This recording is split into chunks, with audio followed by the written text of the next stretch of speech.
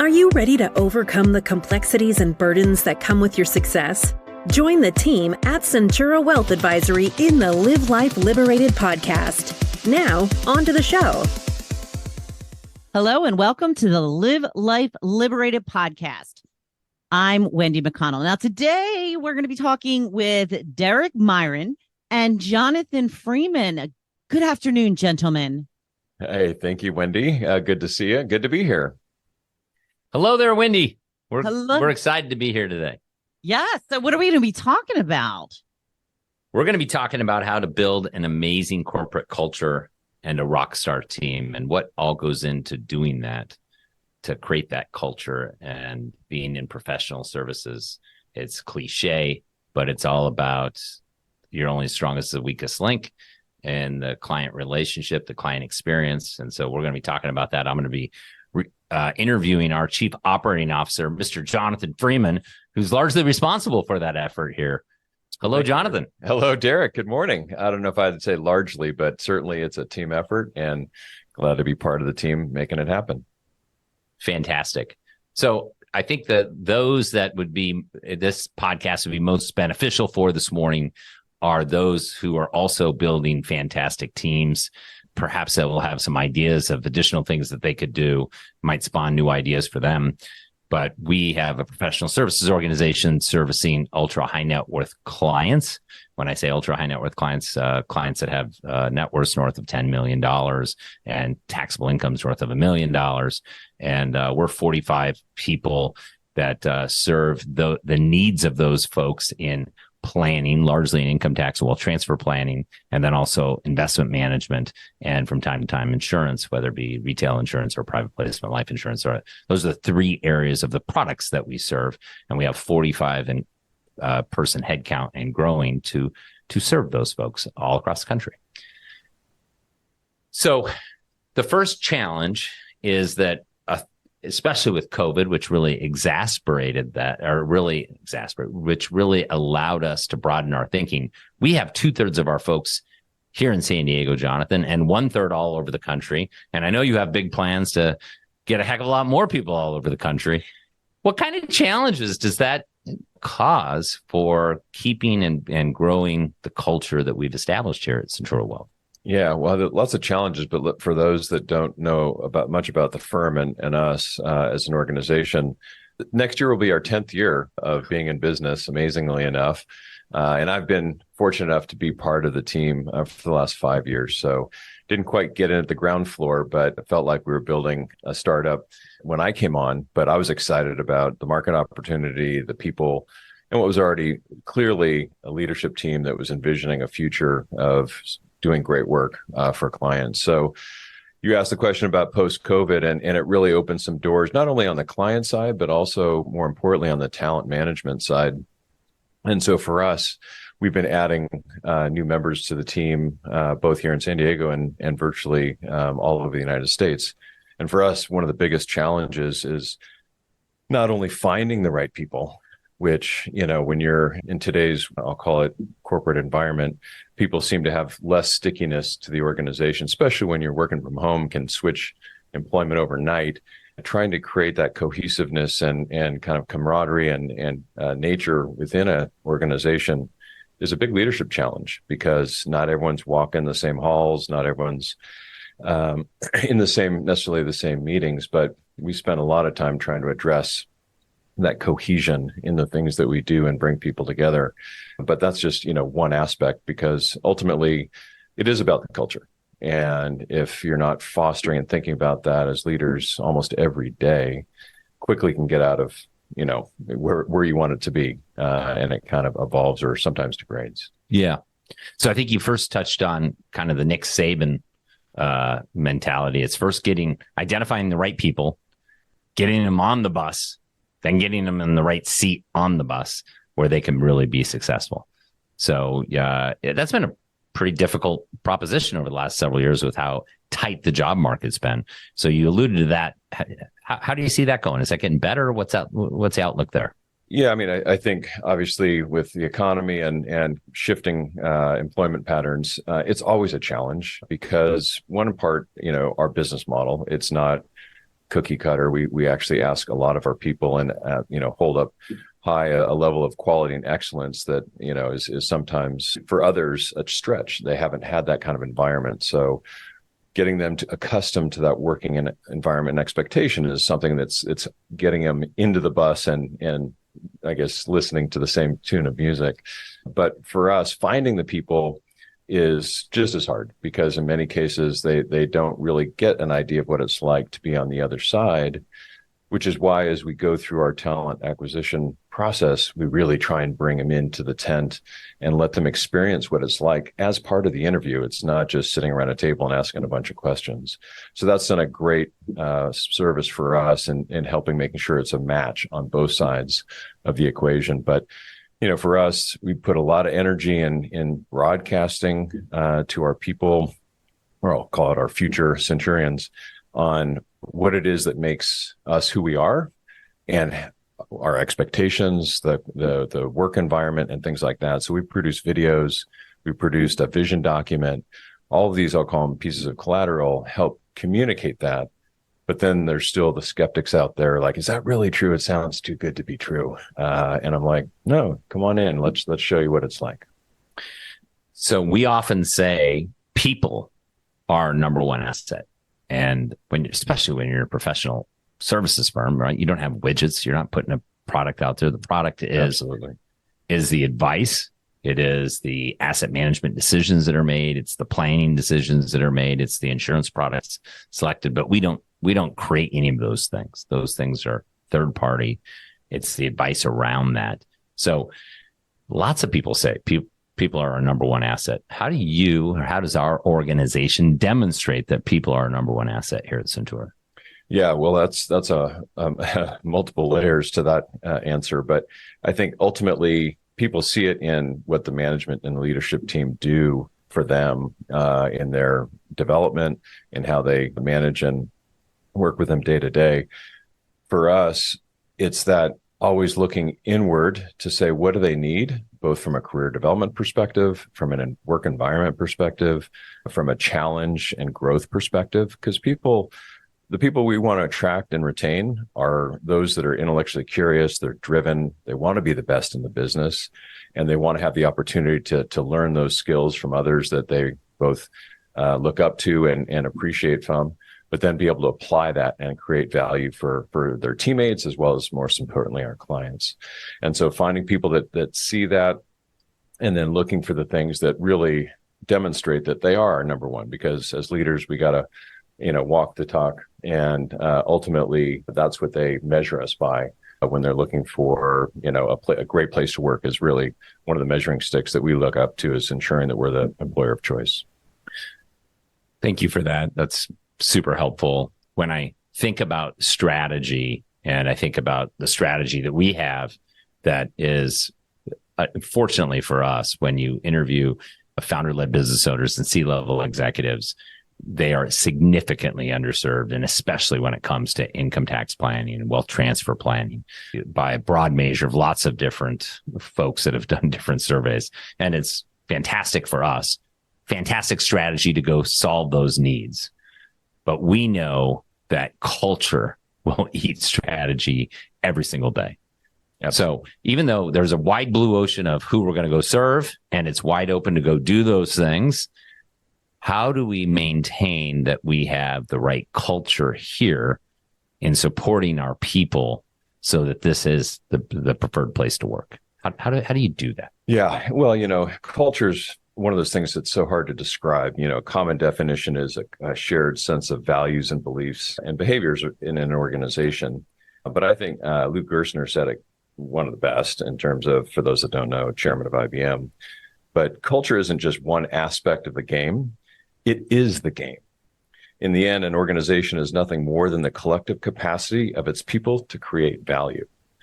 And ultimately for us, we look at every relationship, whether it's amongst our own, I'll call it internal teammates, or with our professionals that we work with on the outside, and most importantly with our clients. We got to create value, make it a 1 + 1 = 4 kind of situation.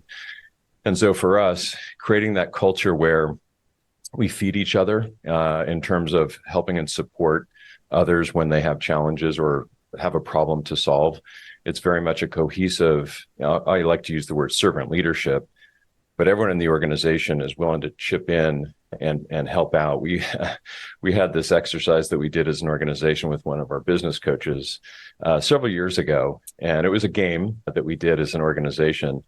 I don't know if you remember this when we were up in Santa Barbara doing it, but the key learning in this game is that as a group, if we work together and everyone takes the silos out and they focus on the problem, ultimately that team can solve amazing problems. And that's how we look at it today when we're working as a group. It doesn't matter what department you're in or what your function is. If we can come together and solve problems, we have such an amazing future ahead. And so building that culture comes from experiential learning, and bringing people into it and seeing it. Because once they've had that opportunity, they then replicate that and they come together and can feed off of that kind of culture that we've built, which is ultimately makes the burden on our leadership shoulders a lot less. But ultimately, they're kind of energized by that. Yeah, I think we coined a verb. We did there after the name of that game. And we said, let's fresh biz this. Anytime we have an issue, hey, let's get the team together. Let's fresh biz this. So yeah, fantastic group exercise. Probably the best group exercise I've ever been a part of. And it's really left its fingerprints on the organization. Talk to us about Waffle Wednesday. What's that all about? Waffle Wednesday. It's a big marketing misnomer. I'll start with that. But, part of, and this is something I can't take any credit for. Waffle Wednesdays existed before I came here, but I think it's a great example of some of the things that we do to build and maintain culture. Being in this environment where we both have virtual, but then, massive people in our headquarters office, it's a matter of bringing people together and allowing them to engage in a more social, I'll call it low key setting. But there's something about eating and breaking bread together that opens people up, and they talk about things that they don't normally talk about when you're sitting. So you buy food and bring it in, and not quite. No, this is where servant leadership really comes into play, because all of our partners are actually the ones that are making breakfast. And sometimes it's waffles. Those are a little bit harder to get out on time, but it's really about the leaders of the organization serving the people that ultimately count on us to make good decisions and bring in new business, but have them be the people that we're trying to support. And in doing so, conversations just come out that, it's energizing. It brings you together from the I'll call it, people just in the door that came in for the first time, all the way through people that have been here, 7, 8, almost 10 years, always, come in and share stories and both fun and sad. And it's really about being human. But that element is really what makes, part of our culture so vibrant, is that we're kind of like a family, and people love that when it comes to working with their peers and working together. Yeah, I would say I'd say we are a big family. And I think it's a great way to start Wednesday mornings that you come in and you're hanging out with your colleagues and having some breakfast and sharing whatever's going on in your life. I think that's one aspect. I think the other aspect, as we're growing team members and we bring new people in, you want to see what the organization's like. It's not put on. You come in, you get in the middle of this, like, really, this is what happens here. Boy, I know other organizations that have had offices contiguous to us. Don't tell anybody. We cook bacon every Wednesday, and the whole office building knows. Everyone's jealous.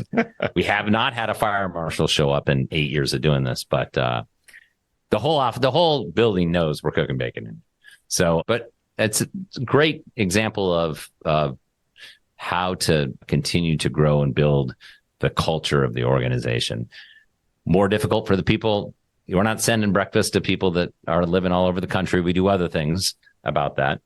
What about additional events and stuff that we do here? What are the other things that kind of add to the culture? Yeah, I think post-COVID, we recognize that we are truly a hybrid organization. And so outside of our regular routine, meetings that we put on a weekly basis, part of our HR and growth and development team puts on virtual events that are sometimes fun, sometimes educational or learning, but it does bring everyone together to kind of have that at least once a quarter touch point where it's not just about the business.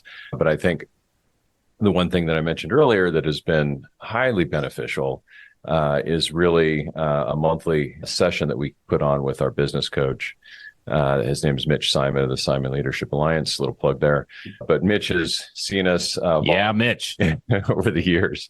And, we really embraced it during COVID because that really was a way to keep the team together and share challenges and all the things, all the personal side of having to live through the hybrid work environment. Yeah, exactly. But now it's used as a tool to bring in concepts and tools that really allow us to work better as human beings. Ultimately, we communicate through this thing called the English language. And so often teams fall down or fall apart because they don't communicate well. Humans don't like conflict. Humans can't really articulate in many cases, or they hear someone on the other end hears the completely different answer to what someone was saying. So Mitch gives us these little nuggets, these little things that trickle in and become part of our cultural DNA. I think it's a vernacular of how we communicate here. Yeah, largely. Yeah, right. It's a language that we've trained people once they come on to try and make sure they understand something we call a condition of satisfaction. Well, I think that even ahead of the condition of satisfaction, the definition of a promise. Like we had a hard time. Like, what's a promise? Like what? And okay, I have an ask. Okay, to Jonathan with conditions of satisfaction. So Jonathan, when can you have this ABC done? And for me, as the recipient, I have to be clear on, well, maybe I need to ask more clarifying questions of what he's really asking. Is it clear in my head? Maybe I have to repeat it back. When does he want it? He asked when I can have it done, but is it a priority? I don't even know if it's more important than everything else on my plate. So part of this exchange and clarity around COS, the condition of satisfaction, is getting both sides clear and made clear as to what's being asked. And so that ultimately we don't break our promises, because Derek started off this whole podcast with building a team is only as good as your weakest link. If people aren't managing their promises, then we have weak links all over. And so for us, teaching and training people not only to communicate well, but then manage those promises is ultimately what makes us a high performance team. And so giving people those tools to then both try it out and have it become part of who they are is really something that is become part of our culture. Yeah. And I think that, teaching people, there's 4 acceptable answers to any promise, right? You could say yes, you could say no, you can promise to promise, or you can renegotiate. Those are the 4 answers. Getting people just to get that, like, okay, I don't have to say yes to everything. I could say, listen, I promise to get back to you by 5:00. That's a promise to promise. Or I need to renegotiate. But really slowing down the communication, getting this learning that we are all about promises with 4 acceptable answers. And once you've made that promise, now let's talk about, gosh, if I'm not going to be able to hold up my promise, what do I got to do to be a good promise keeper around here? Yeah, we like to say that we want no one to have daylight in the say-do gap. What does that mean? Daylight in the say-do gap. I don't know what that means. You don't know what that means? Well, basically, if you say something, you deliver on and you do it. So there is no gap between that. Between the say and the do. The say and the do. Let's have no daylight. Let's have it like under the bed dock. Yeah. And so for us, it does come down to managing those requests, right? The promises that you make. And as the first point where you realize that I'm not going to be able to deliver when it was asked, that you then go back and either renegotiate or communicate that I need to adjust. And that adjustment might be dropping other things that you're working on to prioritize this, or changing the due date and the schedule, or maybe it's the scope. But that's all part of training people to making sure that they can deliver on, because, when you're growing and doubling every year in terms of our organization, that's a lot of growth, and that's a lot of things on everyone's plate, and we can't get it all done. So it's really about prioritization and focus, and really focusing on those things that are the most important for us and hitting our goals. I think it was 2 years ago that Mitch had us dissect the book, High Performance Habits. And we went chapter by chapter through that book. If you haven't read that book, Brandon Bouchard, fantastic. unbelievable number of nuggets there. In fact, I should read it again. But we, as an organization, divided up into buddies. We still do. We meet every month as an entire organization. But 2 years ago, we tore apart that book and we recorded all those sessions. So new people who come here are required to go through that training we have a system called Whale where that's all recorded. And I think that was invaluable as an organization. I think that really, between the learnings from Mitch and dissecting that book together, I think the combination of those two things really led to a lot of vernacular around here. And you hear, what was the promise? What was the COS? Did you renegotiate? Absolutely. I mean, you hear that language around here all the time. And something you touched on is being able to compassionately confront others. People don't want to do that, Jonathan. Can you believe that? They don't want to do that. It's uncomfortable. What do we have here? What's the expectation here at our organization? Yeah, this is something that we put in place, again, before I joined, so I can't take credit for it. But we call it the 48-hour rule. And often 48-hour rule, TikTok. Yeah, what the heck is that all about? Well, it basically empowers people. And what it means is that if I have a problem with you and I go start, complaining to someone else in the organization, it's their job to tell me, no, you have 48 hours to go sit down with Derek and hash it out and resolve it in a constructive and compassionate way. Don't spread your issues across the organization. And ultimately, whether it's someone at the front desk all the way up to the most senior levels, we hold that same rule, that same accountability for everybody. And ultimately what that does is it breaks down that human element of, well, I don't want to confront this, but I'm going to still have it in the back of my head as an issue. It allows people to break through those. It's almost like a therapy session, but breaking through those issues, talking, communicating, and resolving it. So ultimately they can move forward and do it in a positive way. So I think there's two other pieces to it. The 48 hours is, Jonathan, you have 48 hours to confront Derek. If you do not, it is your issue lost forever. So you have to decide, is this important to me? It is really important. So that's the first. The second is that especially when people are new here or they don't like confrontation, that they have an amazing first or second experience. So that, wow, confidence build. I got the result I wanted. Maybe I role played it with my manager first, just so I got the first one. Because gosh, I freeze up. I can't think of what I really want to say. I don't know. But having that good experience is what we have found. The first time or two gives people confidence. Like, I'm going to be listened to. I'm going to be heard. Okay, what result? Maybe I just want to be heard. I just want to share. This is my pain. Yeah, this is how you offended me. Like, doesn't matter what it is. What we can't do is build lists on each other. I mean, we got to leave that. And that is not the way, that's not the way that most Americans operate, right? Most Americans just push it down, don't talk about it. Boy, when you're working side by side, doing work together, that would be just an absolute culture killer, in our opinion. So, in my opinion, 100%. So what other things are foundations of high performance teams? What other anecdotal or process or things that we hold here that you can share to our listening audience? Yeah, well, I mean, some of these are probably for those that are students or studious of the management tools. I think there's another book that we kind of trained on or brought into the organization a while ago, which was The 5 Dysfunctions of a Team, and ultimately trained. And for those that don't know, and I highly encourage you to read the book, ultimately teams can't get to a high performance if they don't have a level of trust built out amongst the team. And so there's, multiple layers to ultimately getting to that point, but it's a foundation of trust. And so if, Derek, I can't trust that you're going to get your piece of the job done, I'm going to put all sorts of protective things in place and ultimately become inefficient to getting things done.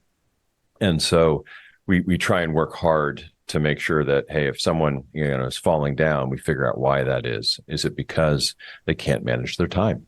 Is it because their systems aren't in place to be able to handle, I'll call it the workload? Maybe they don't have a no hammer. They say yes to everything. Yeah. Right. Those 4 answers, like it's always yes. Well, when it's coming from the CEO or someone else, everyone assumes it has to be yes. And it's not well, let me tell you what everything else that's a priority and let's see if this is more important or not. And so, yeah, they take everything on and they then ultimately start failing or falling down, which then becomes, again, a break point for the whole organization. So using those kind of tools to help build and maintain trust is a critical element for our teams, which, again, work across boundaries, work across geographies. It really is a true team environment. We often ask our people that we're interviewing, what's the best team you've ever played on? And whether that's at work or on a sports team. And what was it about that team that made it so special? Because ultimately, when you come in and you see how the teamwork, there's literally no job that anyone wouldn't step up to and try and help on. That's what really makes, a Super Bowl team or whatever sports analogy you want to draw, what it's like on, in our working environment.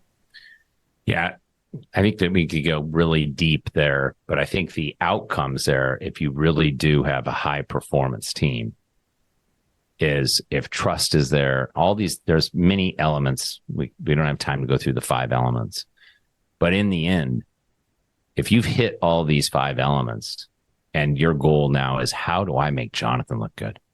How do I make so-and-so look good? How do I set them up for success? And that is the energy that drives, when you see your teammates succeed, like, oh man, that's just so additive.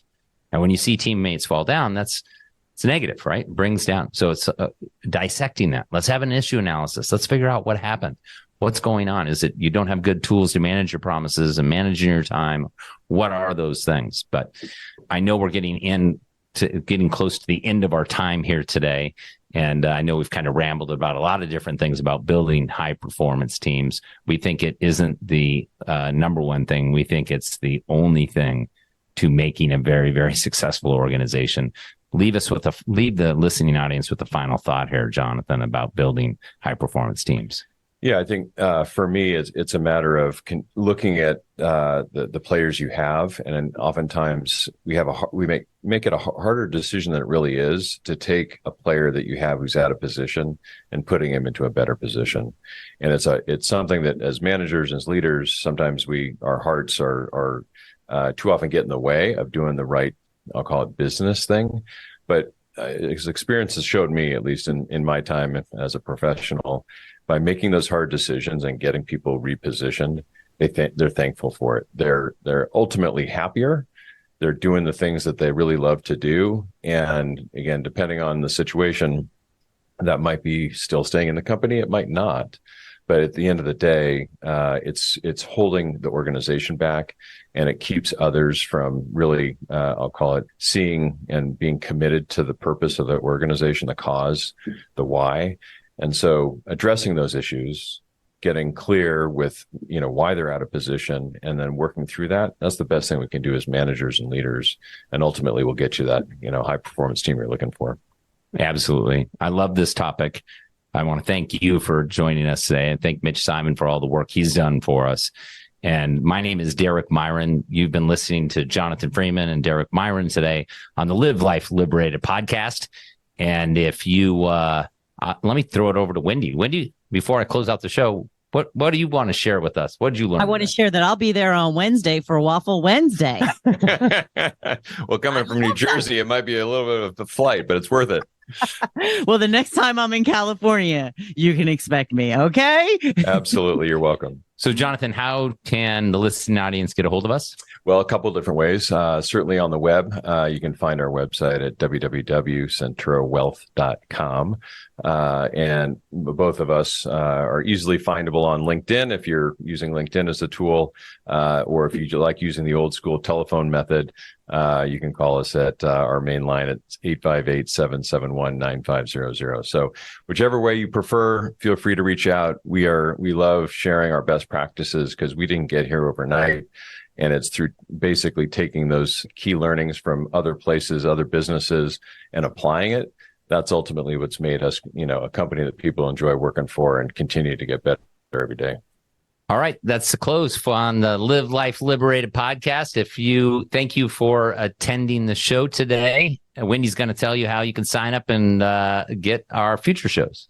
Yeah, that's right. Thank you, guys. And thank you for listening today. Please like, follow, and share this podcast with your friends. Once you subscribe to the podcast, you will be notified whenever a new one becomes available. Until next time, I'm Wendy McConnell. Thank you for listening to the Live Life Liberated podcast. Click the subscribe button below to be notified when new episodes become available. The information covered and posted represents the views and opinions of the guest and does not necessarily represent the views or opinions of Centura Wealth Advisory. The content has been made available for informational and educational purposes only. The content is not intended to be a substitute for professional investing advice. Always seek the advice of your financial advisor or other qualified financial service provider with any questions you may have regarding your investment planning. Centura Wealth Advisory. Centura is an SEC registered investment advisor with its principal place of business in San Diego, California. Centura and its representatives are in compliance with the current registration and notice filing requirements imposed on SEC registered investment advisors, in which Centura maintains clients. Centura may only transact business in those states in which it is notice filed or qualifies for an exemption or exclusion from notice filing requirements. Past performance is no guarantee of future results. Tax relief varies based on client circumstances, and all clients do not achieve the same results.